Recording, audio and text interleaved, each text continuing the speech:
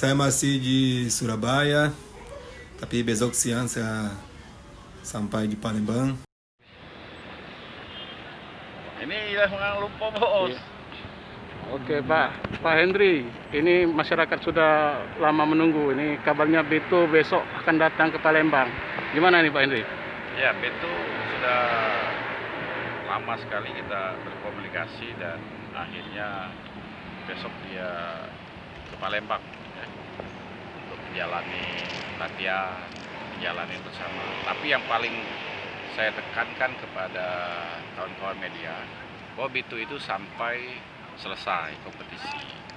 Jadi ada isu bahwa dia di perempat final sama semifinal itu tidak benar. Jadi Beto sampai final dan insya Allah sampai juara. Jadi itu yang saya ingin klarifikasi.